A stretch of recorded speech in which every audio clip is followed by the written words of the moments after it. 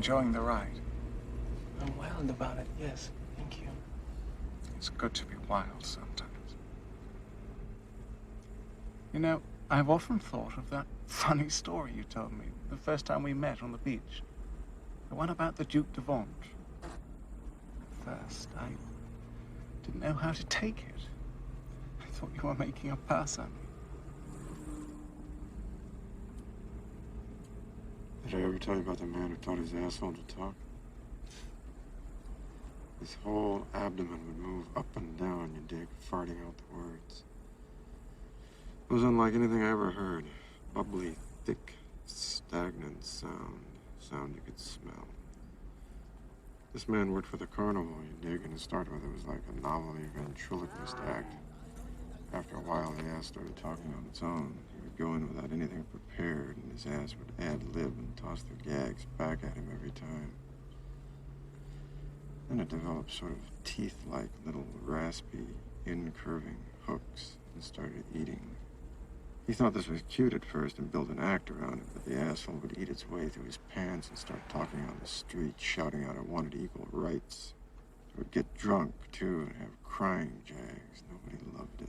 Didn't want to be kissed, same as any other mouth. Finally, it talked all the time, day and night. You could hear him for blocks, screaming at it to shut up, beating at it with his fists, sticking candles up it, but nothing did any good, and the asshole said to him, "It is you who will shut up in the end, not me, because we don't need you around here anymore.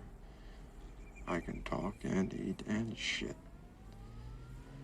After that, he began waking up in the morning with transparent jelly like a tadpole's tail all over his mouth. He would tear it off his mouth, and the pieces would stick to his hands like burning gasoline jelly and grow there. So finally his mouth sealed over, and the whole head would have amputated spontaneously, except for the eyes, you dig. That's the one thing the asshole couldn't do, was see. It needed the eyes. Nerve connections were blocked and infiltrated and atrophied, so the brain couldn't give orders anymore. It was trapped inside the skull, sealed off. For a while, you could see the silent, helpless suffering of the brain behind the eyes. And then finally, the brain must have died because the eyes went out. And there was no more feeling in them than a crab's eye at the end of a stalk.